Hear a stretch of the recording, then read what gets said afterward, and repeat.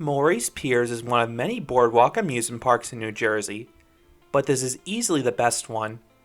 Located on the southern tip of New Jersey in Wildwood, this amusement park is deceptively large. You have 3 different piers of amusements, nearly 60 different amusement rides, and 2 beachfront water parks. Find out what makes this park so great in this review. This park originally opened in 1969 with just 1 pier, and it was fittingly named just Morey's Pier. This is the pier that is now known as Surfside Pier today. The second pier was incorporated into the park in 1976. Morey's purchased Marine Pier and renamed it Mariner's Landing. This pier was located a half-mile down the boardwalk. The third pier was acquired in 1988. Morey's reopened the pier in 1992 as Wild Wheels Raceway and Adventure Pier, but today it's just known as Adventure Pier. This pier is roughly a quarter of a mile from Mariner's Landing and subsequently 3/4 of a mile from Surfside Pier. While the acquisition of piers was the most economical way for Morey's to expand, it results in a bizarre setup. Each pier is a different set of operating days and hours. Mariner's Landing tends to be the pier with the longest hours. This is the best pier for families. It tends to be open from late April or early May until roughly Columbus Day. The other 2 piers are typically open from Memorial Day until Labor Day, but check the calendar to confirm prior to your visit if they're open.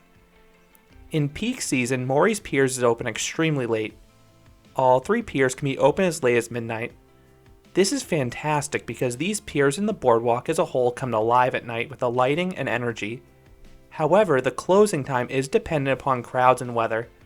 If the park isn't too busy or if there's inclement weather, expect the park to close earlier without much notice. Mariner's Landing tends to be open the earliest. Unless you visit on a weekend, Surfside Pier and Adventure Pier do not tend to open until the evening. This can make it tricky to experience all the rides in a single weekday. That's especially true for thrill seekers because the best pier for them is Surfside Pier. Along with all the rides, you also need to account for the time getting between piers. Walking between Surfside Pier and Adventure Pier takes roughly 15 to 20 minutes, and you can't really speed walk it because of how packed the boardwalk usually is. However, you can take a ride in the infamous Wildwood tramcar if you'd prefer not to walk. This quirky yellow and blue tramcar rolls down the boardwalk constantly spewing, "Watch the tramcar, please." As of 2022, a one-way ticket costs $4. There is also an unlimited pass for $10, but it's only valid until 5 p.m. All 3 amusement piers have free admission. However, it can be costly to ride anything. Each ticket costs $1.25 roughly, and most rides cost between 4 and 10 tickets. Pay per ride is the best option if you only want to ride a few attractions. If you want to ride many attractions, including every single roller coaster, the pay one price wristband is going to be your best deal. This does cost a whopping $114 though as of 2022. It does include most rides in the amusement piers, plus both water parks. The 2 water parks have gated admission unlike the amusement piers. Raging Waters is located on Mariner's Landing, and Ocean Oasis is located on Surfside Pier. You can purchase individual admission for each water park. Both open as early as 9 a.m., and they have an early bird special. Each water park is small, but it has a compact mix of slides at each one. I think Ocean Oasis is the superior one for thrill seekers, and Raging Waters is better for families. One downside if you plan to visit both though is that you cannot purchase a shared locker between them. You have to purchase lockers separately at each one. Before delving into the piers, let's talk about the arrival experience. There are a bunch of hotels and condos within walking distance of the park, but I typically stay at a name brand hotel further north. If you arrive by car, you're going to have to pay to park. Whatever you do, do not park at the lot between Atlantic Avenue and East Schellinger Ave. That is the one my GPS typically navigates me to if I punch in Morey's Piers, and I think it would have cost $60 to $70 for the entire day if I remember correctly. If you only plan to stay for a few hours, street parking is the best deal. That will cost you $2 per hour, and you can pay online instead of feeding the meter. If you plan to stay the entire day, look for a parking garage near the boardwalk. One I recommend is at the very end of East Oak Avenue. That one has cost me $10 to $15 per day in the past. While the piers themselves are spread away from each other, The individual piers are pretty compact and densely populated with rides. It really is amazing how much Morey's is crammed into such little space, especially considering a lion's shares of the rides are located on Surfside and Mariners. The compact nature causes the piers to be bursting with energy, especially because the park also draws on the energy of the nearby beach and boardwalk. This park has an awesome atmosphere. There really isn't any theming, but that's the norm for most boardwalk parks. Rides are colorful and well maintained, and because they have limited space to expand, Morey's is constantly upgrading their pre-existing attractions. Just look at how they put new trains on Sea Serpent and completely retract Great Nor'easter. How many parks would do that? Especially the latter. It also helps that this park has some of the friendliest staff members out there, which further reinforces the park's pleasant feel. Operations are usually very fast at Morey's. Since many people do use the pay-per-ride option, Morey's has every incentive to load rides as quickly as possible to maximize profits. And in most cases they do. Even on weekends, most rides are less than a 10 to 15 minute wait. There are a few exceptions though. First, if you visited during 2020, operations were glacially slow due to the cleaning procedures and reduced capacities due to the pandemic. Know that that was an outlier and not the norm for Morey's. Second, Great White usually has both trains on the track, but on quieter days, they will only load one of the trains until the ride is a steady line. I'm guessing this is to reduce the risk of valleying with guests on board, but they only do this when the ride is a short wait, so it's not too big of an issue to have slower operations at this time. Third, the park does allow chest-mounted GoPros. However, multiple operators stopped me and had to call a supervisor to ask if it was okay, which would delay a dispatch. I wish this was communicated better to the employees in future seasons, so that way the operations are not impacted. Fourth, if you plan to visit the water parks, go early. They are pretty dead for the first hour, but their limited throughputs on the slides can cause lines to back up by the afternoon. Moving on to the ride lineup, Morey's Piers is jam-packed with attractions. The park currently has 7 different roller coasters. The best of the bunch is Great Nor'easter. For most of its life, this was an extremely rough Vekoma SLC littered with headbanging. But because this park added new trains with vest restraints and retracked 90% of the coaster before the 2017 season, this invert is quite smooth now. That makes it possible to appreciate this ride's fast-paced and frenetic layout. You are hurtled through all 5 inversions, and the near misses are world-class. Not only do you have the usual foot choppers with supports, but this coaster also wraps around a water slide. These near misses are why the park has a strict no loose article policy and forces everything to go in a locker. But it truly is in the name of safety because the lockers are free. I have a separate review going into more detail, but the way Morey's transformed Great Nor'easter into an enjoyable attraction is certainly admirable. Another Vekoma that they have improved over the years is their boomerang and Sea Serpent. It's the best boomerang in the US. The vest restraints eliminate all headbanging, and this one tracks smoother than the others as well.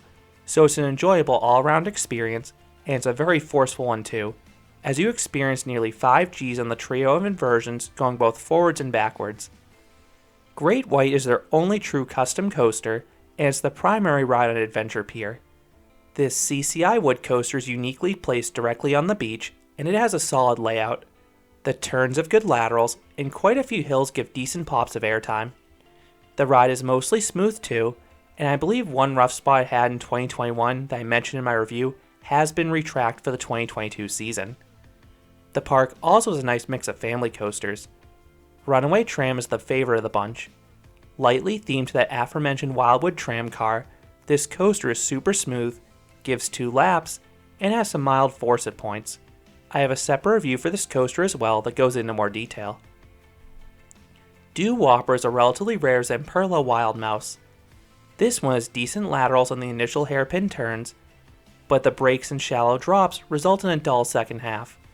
This ride is lightly themed to fast food, so there are some fun visuals along the course as well.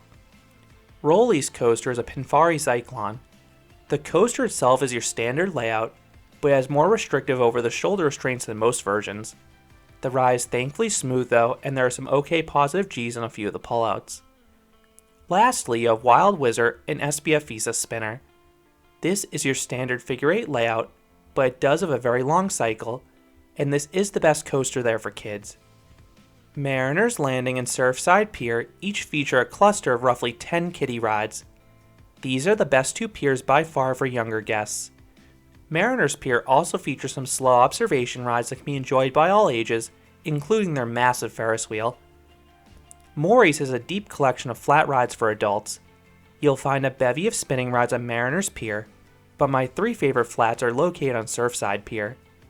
Atmosphere is an intense Larson drop tower.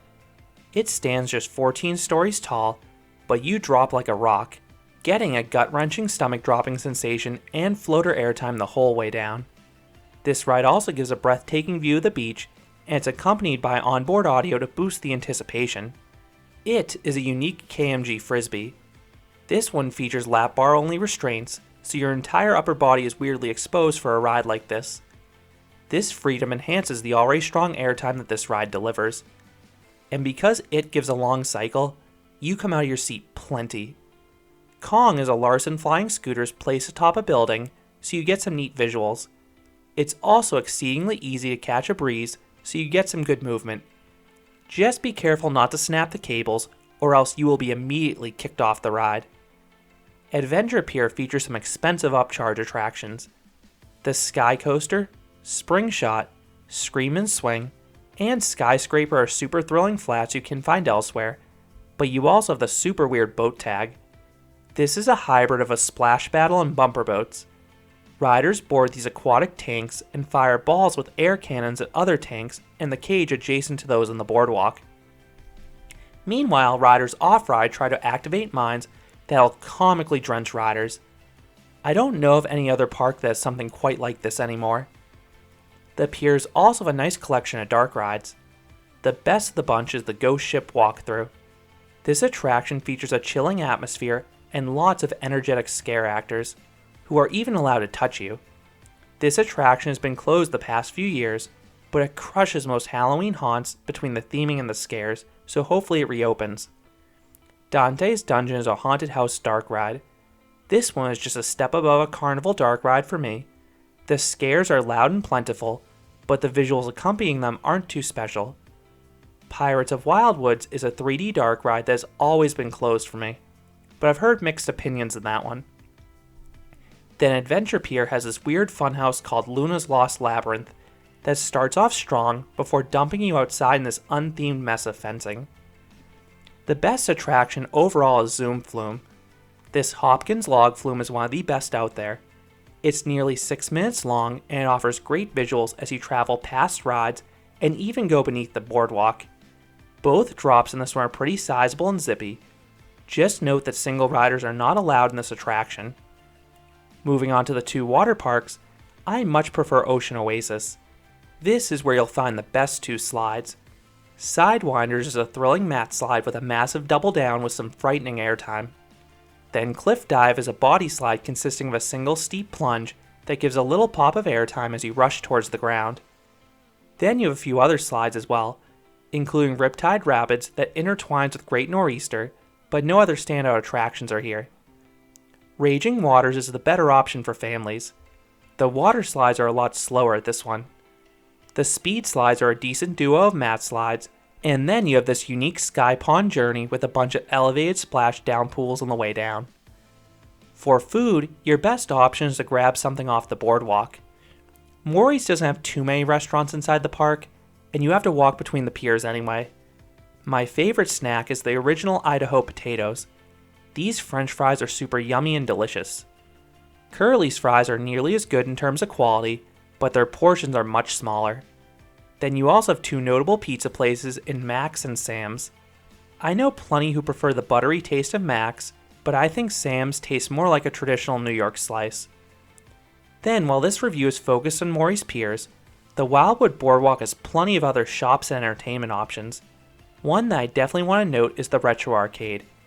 I wish I had photos of all the rare games inside, including a fascination parlor, but that owner has a very strict no photo policy I wanted to respect. Lastly, make sure to pack sunscreen. This probably goes without saying for most boardwalk parks, but there is zero shade here, and you will be cooking in the sun the entire day. So do I recommend Morey's Piers? I sure do. This is New Jersey's best boardwalk park, and a flat out good amusement park overall. It has such a unique atmosphere combined with a strong ride lineup. The coasters are decent, but the supporting mix of flat rides, dark rides, and water rides makes the overall collection of attractions notable. If you care to do all the things beyond the coasters, this is definitely a full day park. If you only care about the coasters, it is possible to do it in a half day as long as all the piers are open when you're there. The park is quite pricey, and that really is the only downside for me. I always have a great time at Morey's. As for when to visit, I would probably recommend a summer weekend for thrill seekers because Surfside Pier and Adventure Pier will have longer hours. Families will probably enjoy the lighter crowds of a weekday, especially because they'll spend a large chunk of their time on Mariners anyway. So those are my thoughts on Morey's Piers. What are your thoughts on this Wildwood, New Jersey Boardwalk amusement park? What is your favorite pier? Let me know your thoughts down in the comments. If you enjoyed this review, I'd appreciate it if you gave this video a like, and you considered subscribing, because there'll be a lot more roller coaster and amusement park videos here at Canopy Coaster. Thanks for watching.